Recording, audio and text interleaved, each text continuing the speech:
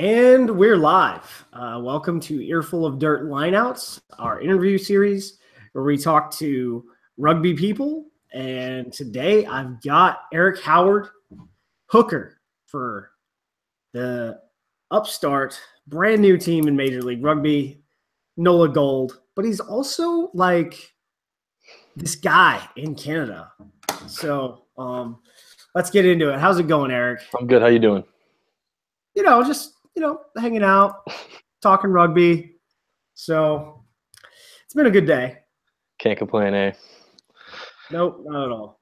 So something I always ask guys who've made it to their national side is like what their number is. So do you know what your Le Rouge number is? I couldn't even take a stab at it. It's 425. 425. I'll have to.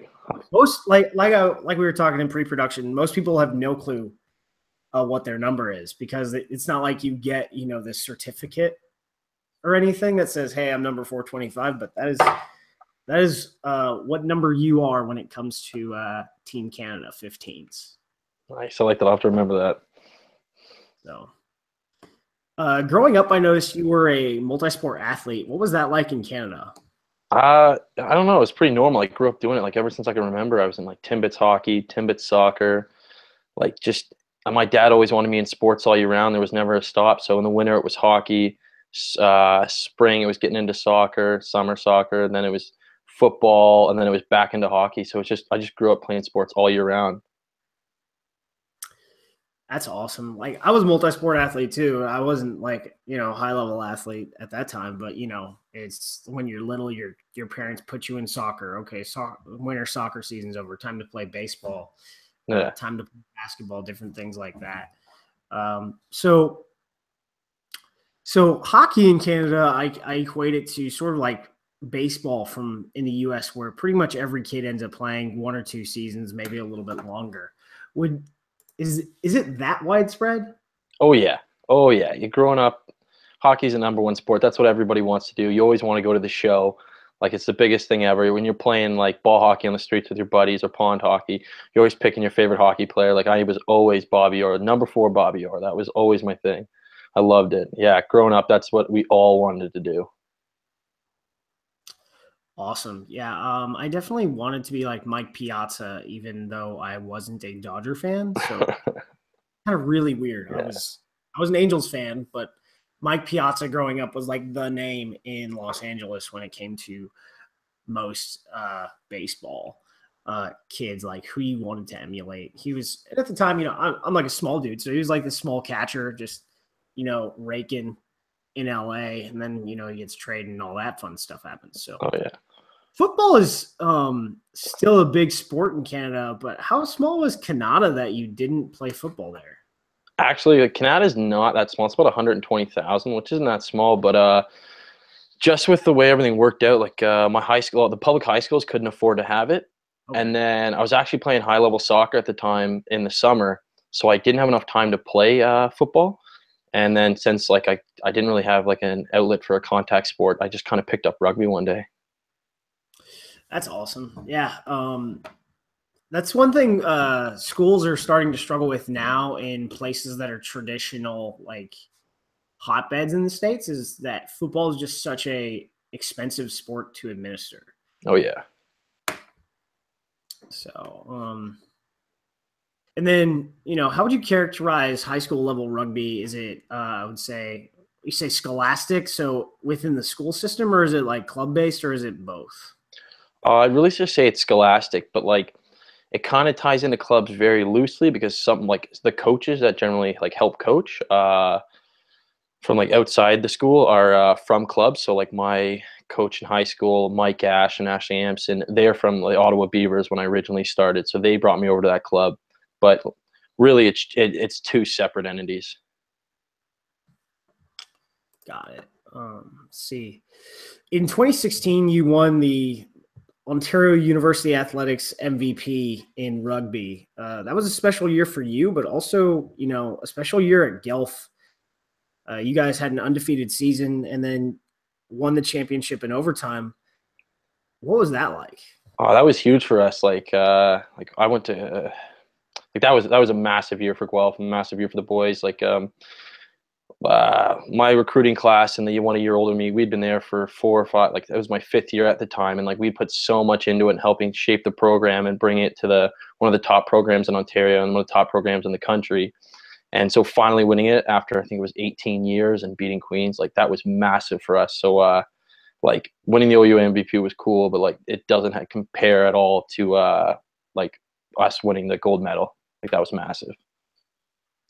Then I read that you weren't able to play in that championship game because of the autumn series with Canada 15s. Yeah.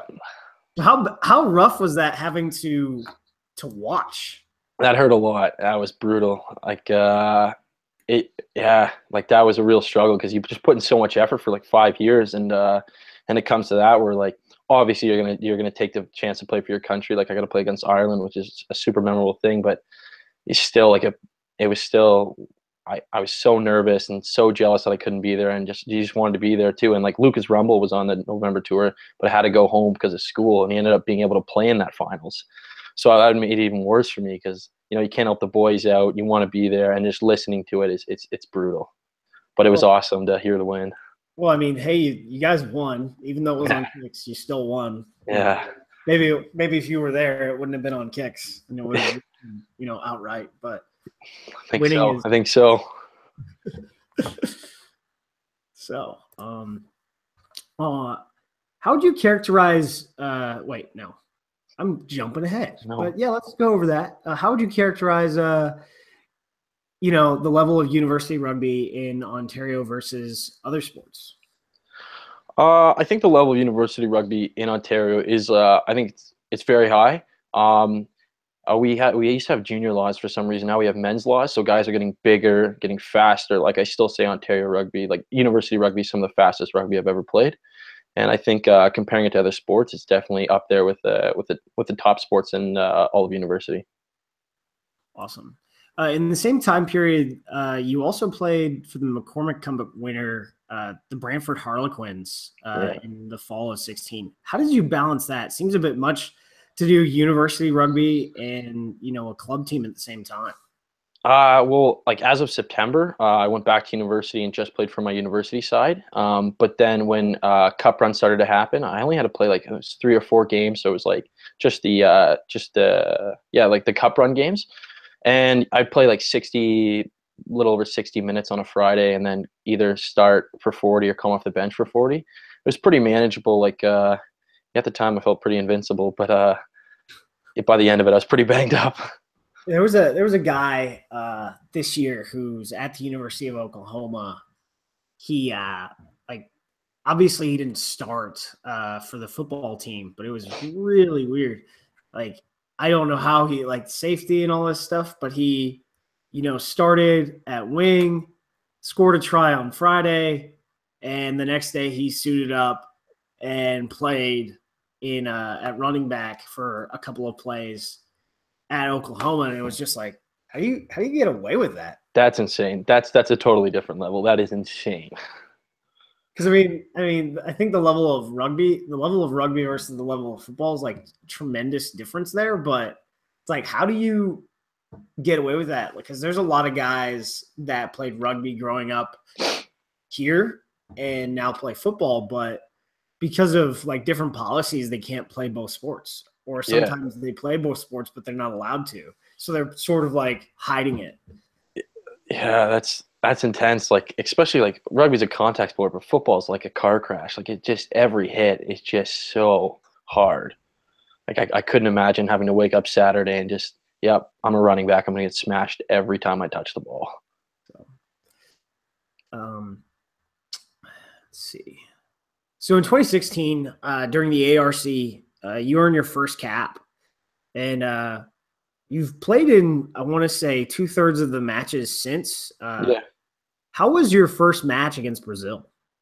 It was crazy. Like it went like it was almost like an out of body experience. It went by so quick, but it was amazing, and it's almost addictive. Like the rugby's so fast, it's so hard, but like once you get a taste of it, you just can't stop. So that game was one of the most memorable rugby experiences that I'll have, because it's my first cap, but also it's like the first time you get international rugby, and it's just so addictive after that.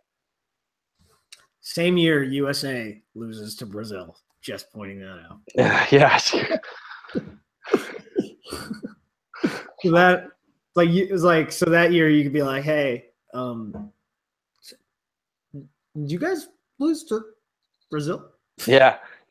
We used to be able to hold that over their head, but Yeah, not anymore. So it was a tough summer for you guys up in Canada. Mark Anscombe was let go, and then Kingsley Jones was hired for immediate effect. What's been the difference with the fast shift from coaches mid-cycle? I think there's differences. Kingsley's just trying to bring in a little bit of new culture. Like he's not trying to change everything. He knows he can't come in and change everything in one tour, and it's going to be a slower effect. But he came in and he was like, "Here are some of my philosophies. Like, let's really buy into these." And like he believes in the details. Like we really harp on the details, and I think that's been really good for us because that's something that we need to remember is this like the small details. Because it's not like we play an incomplete game, but it's just remembering the little things that can win games. That's why I see the best teams in the world. They don't. It's not like they do a ton of fancy things, but they get the details right, and he's really implemented that. And I think it's been awesome for the team already. See, so Raimondo Barkwell, as we would say with a Spanish accent. Oh yeah, Ray Barkwell. He's been holding down that hooker spot for quite a while. What's it been like learning from such a grizzled veteran like him? Oh, it's been really good for me, especially with a guy coming in with not a whole lot of experience and having him on my first ARCs. Like he's been really good. If I need to chat about anything or talk about anything, he'll help me out right away. And just watching his game too, like he's really smart. He's getting up there, obviously, but like you see what he does and you see like how good he gets around the field because of how smart he is. So that's really good for me just to watch his film and then talk about certain things. So the grizzled vet has been pretty good to help me out. You get to play against him this spring rather than with him. What do you think that's going to be like? I am so excited about that. I've never got to play against him. Only got to play with him. We've practiced against each other a little bit, but that's not the same. I'm really excited to get a head-to-head against him. I think it's going to be awesome for both of us. But I think I'm going to come on top of that one for sure. So you played for the Ontario Blues in the CRC and then the Arrows this last fall. What's the difference in structure to build a team from all across Ontario and compete like the Blues did last spring against Old Blue New York, or even flying out to Victoria to play the BC Bears in the CRC?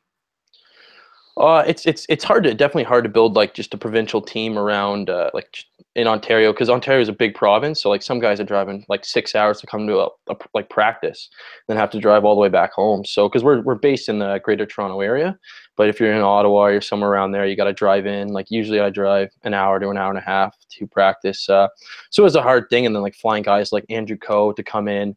It's difficult, and we just try to bring guys up to speed as possible. We got a core group of us that are around the GTA, but it's a difficult thing. But like Chris Silverthorne, Corey Hector, and the other coaching staff have made it really easy to get in and get going right away. What was the Arrows setup like when you guys came down to play the Glendale Raptors? It wasn't bad. Like it was the first time we did it. And again, it was like kind of mostly Ontario boys like mixed in, so it was pretty easy to figure out our game plan. But yeah, it's hard to say that we put the best showing on and put the best foot forward for the Arrows against Glendale. But yeah, I've signed with New Orleans, so I'm out of the inner circle now. But I think the structure could be really good. They obviously didn't want to jump in this year right away. They want to wait another year to really solidify things, and I think that's a good idea. And I think if they join the league next year, it'll be awesome. Yeah, someone asks, I was like, I wasn't going to ask this, but so next year, you're going to kick it in New Orleans, or like someone said, would you go back? And I'm like, I don't think any of these dudes that are coming to US-based teams would just go back to Canada after a year. They're looking for, they're trying to go to the frontier and have an adventure. Oh yeah, no way. I'm not messing up a chance to live in New Orleans. Like it seems like they've got a really good setup with a bunch of good guys. And yeah, regardless if Ontario joins the league next year, I'm staying with New Orleans at least for a little while, if not for like a longer than that. Yeah, because I mean, I've talked to the GM Ryan Fitzgerald, and I've talked to your Nate Osborne. Like everything, some guys wonder, like, hey, what about New Orleans? And I'm like, I don't know why people ask that question, because I mean, as a person covering the league and covering New Orleans specifically, the scrum you guys are going to put out is going to be extremely powerful. And knowing Nate and looking at his resume, what he's done with at the national team, and then what he did with Metropolis, I think you're going to see really, you guys are going to put together a really coached side that's going to get after it, especially in the rucks. And there's going to be some flair going on. Oh yeah, we're gonna have a class side for sure. So let's see. So a bunch of people want to know, so what was the recruitment process like to New Orleans? So it was just kind of, when we found out the MLR was happening, we looked up a bunch of teams, and then it was, send your resume, your rugby resume, some film out, and like your email, and obviously, and then your phone number. And then I sent it out, didn't hear for a while. Then it was kind of going into the CRCs, like Canadian Rugby Championships, and that we have up in Canada. And got an email from Ryan, and it was just saying like, hey, we watched your film the other day. It looked good. Talk to me a bit. And then it was like, hey, we're going to watch your CRCs. So they just based it off some of my games, and I'm assuming they watched a few others, and then we kind of went from there. I think it was really putting your foot, like getting yourself out there, and then going from there. Yeah, I mean, I guess one of the comments was like, was this just like out of the blue, or was this, did people actually scout you? And that sounds like that, you put together a scouting tape, and then you got scouted after they looked at that. Yeah. Like, let's go with this guy. And, I was telling one of my friends, is like, this guy that they signed, that's, everyone's talking about, the guy you're going to be fighting for position with, Cam Falcon. And I'm like, is anyone paying attention to this young hooker from Canada? Like, they're going to have, this real dogfight to start. Oh yeah, it'll be good. No, that's how you have a strong side, is when you have depth in every position, and obviously you want to get that spot, so we're all going to be fighting for it. So it's going to make all of us so much better.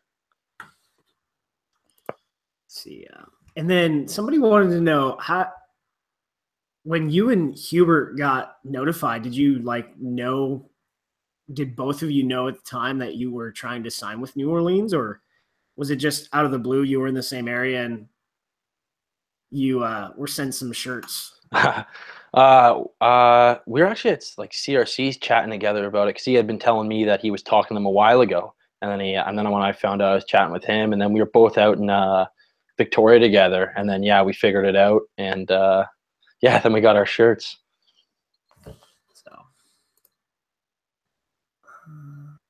So what goals do you have for this? Well, obviously, like my first goal is to start for the team, and then after that, just just help make a dominant program, and then make a big impact our first year in the MLR. Like I'd like you were saying, we're gonna have a mean forward pack, so I'd like to be one of the most dominant forward packs in the league. And with Nate Osborne as our coach, our back's gonna be pretty lethal. So hope this year we make a big splash. Let's see. So tell me your best Ray Barkle story. Ray's got a few, but I think it was one that happened. It's got to be one of them that happened on the November tour, the one that just happened. We were in Perpignan, and we were at a practice, and he went to change his boots, and he couldn't get it off, and it looked like he almost tripped over. And then I looked behind me, and he's swearing, and he threw his boot up like 40 feet in the air, and he's been known just to rifle stuff off whenever he gets angry. It's awesome. So I look behind me, and there's just a cleat that's 40 feet in the air, and he's just swearing. And then he gets his other boots on and runs back over. That's funny. I mean, I've never just kept, 2 or 3 pairs of boots in my own bag, and I can just see that happening because I play hooker too, and I don't know what it is. Feet just swell up weirdly, especially when you're, getting ready to play, and I could just totally see doing something sort of, maybe not that, but just sort of getting pissed. I'm more of a throw things at the ground kind of guy. Oh, no, he'll just huck stuff. It is awesome. It is hilarious when he gets it going. So, poutine is apparently. So I don't really know. I mean, I see like steak frites, so like big fries. We call them steak fries Okay. with like cheese curds, and it's gravy. Oh yeah, it's like a Canadian delicacy. It's delicious. You got to have it. It's delicious. Oh yeah, it's amazing. All right, there's apparently some places where I live here in Phoenix that supposedly make delicious poutine, and I worked with a guy who was from Wisconsin, and I remember on vacation, like he brought home cheese curds to like the entire platoon we were in the army, and like he handed out cheese curds, and I was like, "This is disgusting." Yeah, I don't know about cheese curds on their own, but poutine, I like 10 out of 10 recommend you having it. Good to know. So moldeds or studs? Studs. Oh yeah, your front row. They got to be studs. It's just interesting. Some people are. I mean, I like studs, but some people are weird. I was talking to the sevens guys. So I guess you guys get like one pair of moldeds or something, but I mean, with how much rugby you guys play on the national team, like you need like 5 pairs, otherwise they're done. Yeah, no, you definitely need a few. Like we have like a practice boots. I've got like 2 pairs of scrum pushers, my game ones, my practice ones, and then I've got a pair of like multis, just like when we're not doing any Ford specific stuff. But yeah, I don't have just a pair of moldies. It's always got to be mixed or like full goo. Got it. So what's the number one thing you're looking forward to just going down to the South? Like you're going from, I guess, the Great White North, Oh yeah. to I would say a very mild climate in the winter. Yeah. I'm really excited. I'm just excited for like the change of scenery, the change of culture. Like, I never mind moving. I've done it a lot, and no, I'm really excited for the change. And New Orleans, I think, is going to be a great place to go experience. So I'm really excited for that. Awesome. So rugby offenses. Are you more? I mean, I have not seen you play. I'll be honest. I mean, I'd have to go back and look at 2016 and 2017 ARC film to go, oh, that's Eric Howard, because Yeah. I usually just pay attention to what the Eagles do. Yeah, fair. And then get mad about what the Eagles do rather than and now more so because I'm trying to get into coaching. I pay attention more to like both sides, and I try not to like, even when my own national team is playing and I watch them, I try not to get nearly as emotionally involved so I can break it down more and get more technical with it. So I'm definitely going to be looking out for you and Hubert during the ARC upcoming. So that'll be cool. But are you more of a, let's see, I don't know. You have a lot of, if we look at, are you into more of a wide open offense or just crash ball type? I'm good with either. Like as long as you don't stick me out on the wing, I'm happy. So if we got a wide open offense and I can still play the middle and have a little bit of room, that's fine. But if we gotta go eyes closed head first, I'm game too. Hey, I saw them put Joe Tofate on the wing against Georgia, and it was like the most insane thing I've ever seen. Yeah, but Joe Tofate is huge. Like he's massive, and he just ran people over. So you could be that guy, except not the same size. Yeah, not the same size at all. So you talking about the wing. So that was the first place I played. Oh yeah. In rugby. I'm not fast. I'm a hooker, and that is where I will stay. Oh yeah, same here. Because it's just it's always interesting to see where like people get set when they start club rugby at an older age rather than guys who start young. Like yeah, So, Although I started at 8-man, I thought that's where I was going to be for life, and nope, pretty quick they moved me to hooker.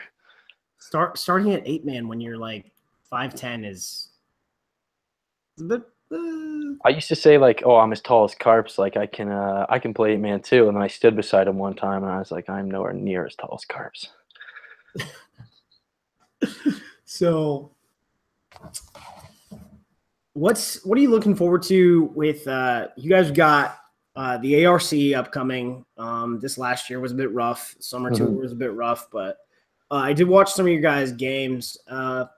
Things looked, how you guys played. I want to say you looked a little bit more together this summer under Kingsley, and I'm excited to watch you guys, especially against Earl Y and Americas too, because you don't want to. Oh man, the amount of matches you'll have to play in between if things go. I was looking at that, so Uruguay goes, say they go to the repechage.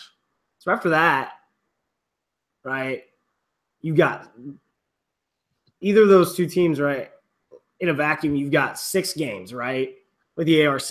Yeah, and then you got to play a tournament of I think it's 4 games. And to come out on top, that's just no thanks. I mean, although you'd be ready for the World Cup at that point. Yeah, seriously, no.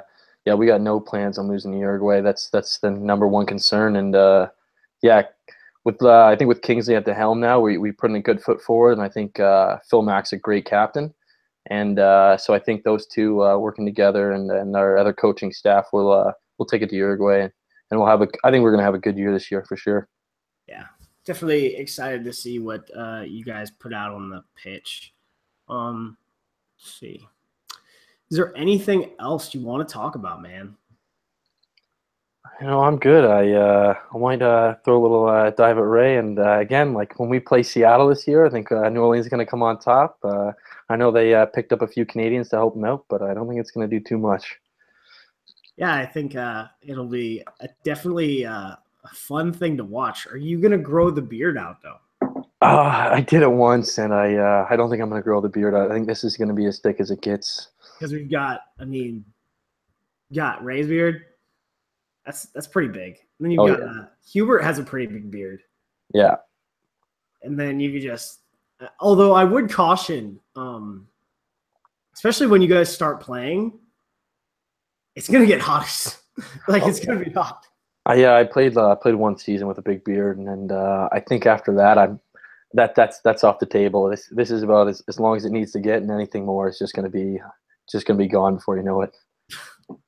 Awesome. So, Eric, thanks for coming on. I think we covered all the cool stuff. Are you? Oh, here's a good one for all the ladies out there. Oh, are you attached? I'm not attached. Hey, fearless women and rugby fan of New Orleans. You've got a Canadian international that is single coming to, this guy's a catch. University graduate. Appreciate the shout out. But yeah, man. Hey, thanks for coming on. Definitely looking forward to see you play with New Orleans and definitely with Canada before then. But yeah, thanks for having me. Let's see.